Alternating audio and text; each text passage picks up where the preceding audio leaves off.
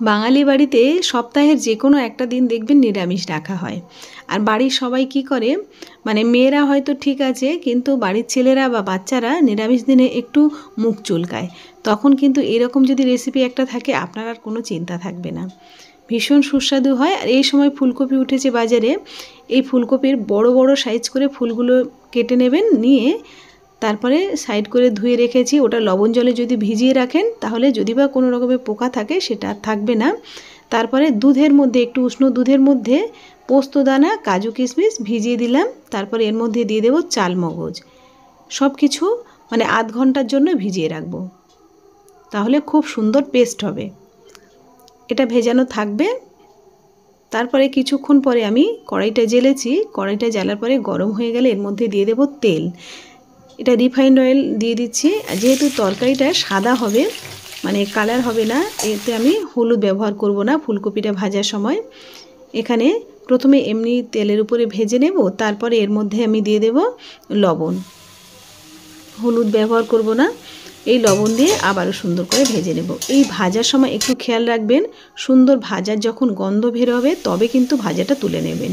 তা না হলে কিন্তু ফুলকপিটা একটা ভটকা মতো গন্ধ বের হয়। সেই গন্ধটা যাতে না বের হয়, সুন্দর করে ভেজে নেবেন। এবারে এই কড়াইয়ের মধ্যে আরও একটু তেল দিয়ে দিচ্ছি। তারপরে এর মধ্যে দিয়ে দেব ঘি। যে কোনো নিরামিষ দিনে একটু ঘি দেবেন, তাহলে রান্নার ফ্লেভারটা খুব ভালো আসবে। তারপরে এই তেলের মধ্যে ঘি দিয়ে দিলাম, শুকনো লঙ্কা, আর এখানে গোলমরিচ আর সাহামরিচ দিয়ে দিলাম। মানে সাদা যে গোলমরিচ সেটা দিয়ে দিলাম, কালো গোলমরিচ দিয়ে দিলাম। এটাই হলো ফোড়ন। তারপরে একটু লবণ দিয়ে দিচ্ছি আর আদা কাঁচা লঙ্কা বাটা। এই লবণের উপরে আদা কাঁচা লঙ্কা বাটা যদি দেওয়া হয়, তাহলে আর ছিটকায় না। দিয়ে এবারে সুন্দর একটা গন্ধ বেরোচ্ছে। তারপরে এর মধ্যে পেস্টটা দিয়ে দিলাম, যে দুধের সঙ্গে যে মশলাগুলো মিশিয়ে রেখেছিলাম, ভিজিয়ে রেখেছিলাম, সেটা পেস্ট করে এর মধ্যে দিয়ে দিলাম। এবারে আর কি কষানোর পালা। খুব সুন্দর করে কষিয়ে নেব। দেখুন, তেল, ঘি, তার সঙ্গে এতগুলো মশলা, এমনিতেই তো ভীষণ টেস্ট হবে। এবারে কিছুক্ষণ কষানোর পরে ঠিক এইরকম একটা টেক্সচার চলে আসবে। দেখুন, তেলগুলো ওপর থেকে কি সুন্দর ছেড়ে যাচ্ছে। ঠিক এই সময় আমি দিয়ে দিচ্ছি শুকনো লঙ্কা। তারপরে এর মধ্যে দিয়ে দেব টক দই, দিয়ে আবারও কিন্তু এটা আবার কষিয়ে নেব। এর মধ্যে ধনের গুঁড়ো দিয়ে দিলাম, হাফ চামচের মতো হবে, দিয়ে আবারও কষিয়ে নিচ্ছি। এই সময় দেখবেন গন্ধটা এত সুন্দর বের হয়, মনে হবে যেন মানে কোথাও পাশাপাশি যেন কাজবাড়ি রান্না হচ্ছে, এরকম একটা গন্ধ বের হবে। খুব ভালো লাগবে। বাড়িতে যতই ভালো করে রান্না করি না কেন, দেখবেন অনুষ্ঠান বাড়ির যদি বা রান্নার গন্ধ বের হয় দূরে কোথাও, সেই গন্ধটা যেন ভীষণ ভালো লাগে, তাই না? আমার তো এরকম মনে হয়। এই রকম কষানোর সময় সেরকম একটা সুন্দর গন্ধ বের হয়। তারপরে কষানো হয়ে গেলে তারপরে আমি যে ভেজে রেখেছিলাম ফুলকপিটা, সেটা দিয়ে দেব। এবারে দিয়ে আবারও এই মশলার সঙ্গে খুব ভালো করে কষিয়ে নিচ্ছি। আর যে কোনো নিরামিষ রান্নায় স্বাদটাকে ব্যালেন্স করার জন্য একটু মিষ্টি দিতে হয়। আর আমি তো চিনি ইউজ করি না, মিষ্টি ইউজ করি, আপনারা সবাই জানেন এতদিন যারা রান্না দেখেছেন। তাই কষানোর সময় একটু লবণটা কম হবে মনে করলাম, তো লবণ দিয়ে দিলাম আর মিছরি দানা দিয়ে দিলাম। ব্যাস, দিয়ে আবারও একটু কষিয়ে নিয়ে এর মধ্যে জল দিয়ে দেব।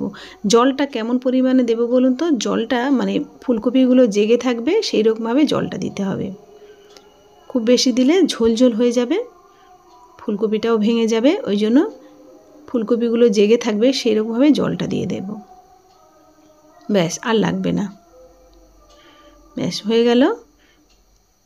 এবারে কিছুক্ষণ ফুটিয়ে নেব। যেহেতু ভাজতে ভাজতে আর কষতে কষতে ফুলকপিটা প্রায় সিদ্ধ হয়ে গেছে, এবারে মজে গেলেই হয়ে যাবে। ব্যাস, এবারে 5 থেকে 7 মিনিট ফুটতে দেব, দিলেই হয়ে যাবে। একটু ঘি, গরম মশলা ওপর থেকে ছড়িয়ে দেব, দিলেই কমপ্লিট। এটা ভাত, রুটি, পরোটা সব কিছুর সাথে খুব ভালো যাবে। মানে এখন যদি কড়াইশুঁটির কচুরি রান্না হয়, সেটা দিয়েও ভালো লাগবে। আমি তো এর সঙ্গে কড়াইশুঁটির কচুরি তো মানে করেছিলাম, ভালো লেগেছিল। আপনারা চাইলে ভাত, রুটি, পরোটা সব কিছুর সাথে এটা পরিবেশন করতে পারেন। আর বাড়িতে অবশ্যই একবার ট্রাই করবেন। কেমন লেগেছে আমাকে কমেন্ট করে জানাতে কিন্তু একদমই ভুলবেন না। আর আমার চ্যানেলটা যদি আপনাদের পছন্দ হয়, অবশ্যই সাবস্ক্রাইব করে রাখবেন।